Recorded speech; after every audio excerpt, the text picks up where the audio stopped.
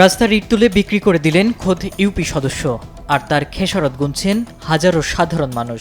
Tender হয়েছে ৭০ লাখ টাকার, কিন্তু বাস্তবে মিলল শুধুই কাদা আর দুর্ভোগ। ঘটনাটি লক্ষ্মীপুরের চন্দ্রগঞ্জ উপজেলার হাজিরপাড়া ইউনিয়নের। সেখানকার একটি কাঁচা রাস্তায় চলাচলের সুবিধার্থে জামায়াতের উদ্যোগে ইটের সলিং করা হয়েছিল, কিন্তু সম্প্রতি এই রাস্তায় ব্লক বসানোর জন্য প্রায় ৭০ লাখ টাকার সরকারি টেন্ডার হয়। অভিযোগ উঠেছে, টেন্ডার হওয়ার পরপরই ১ নম্বর ওয়ার্ডের ইউপি সদস্য মাসুদ রানা সলিংয়ের প্রায় ২৫,০০০ টাকার ইট তুলে বিক্রি করে দেন স্থানীয় দুই ব্যক্তির কাছে। নম্বরে বিক্রি করে দিয়েছে কবিরের কাছে, কবির এবং শহীদ হুজুরের কাছে। এই রাস্তা দিয়ে বহুত ভোগান্তি দেওয়া হইতেছে আমাদের, সবাই চলাফেরা এবং কি যাতায়াতের সর্বকাজে, এবং কি ডেইলি অ্যাক্সিডেন্ট হইতেছে।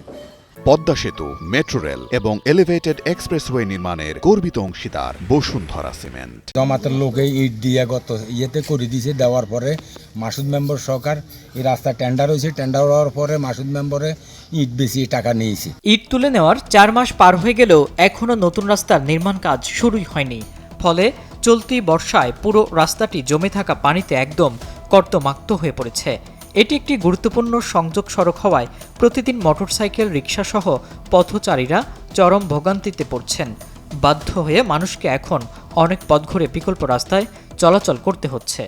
জামাতের যিনি চেয়ারম্যান প্রার্থী উত্তর ইউনিয়নের সাবেক হারুনুর রশিদ ভাই, উনি ব্যক্তিগতভাবে একটা উদ্যোগ নিয়েছেন। উদ্যোগ নিয়ে কিছু টাকা পয়সা কালেকশন করে দলীয় ফান্ড থেকে কিছু দিয়া উনি এখানে ৮,০০০ ইট বালি সহ এখানে উনি আপনার একটা সোলিং করছে।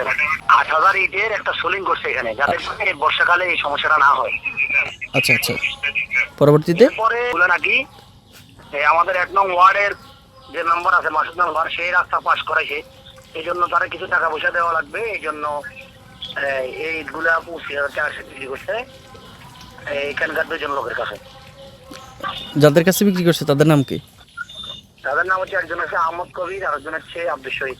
আমি তো রাস্তার কাজটা সেল করে দিছি, এই কারণে এত খোঁজ খবর রাখি নাই। কিছুদিন আগে আমি আনন্দবাজার সে বইতে গেছে, ওইখানে ২-৩ মুরব্বী আমাকে ধরলো। এরা ব্যাপারটা আমারে সন্দেহ করছে যে ভাই এখানে রাস্তার ইট গুলো এই অবস্থা। আমি ভাই আসলে আমি রাস্তাটা সেল করে দিচ্ছি, কাজটা আমার না, এখন আমি এই সম্পর্কে কিচ্ছু জানি না। আমার তো আর খাইতে কাম নাই, তো আর আমি দিই নাই, আর এইটা আমি উঠাবো কেন? আর ওইটা আমার ইউনিয়ন না, আমার তো খাইতে আর কাম নাই যে আমি ইট উঠাই আমি বিক্রি করি।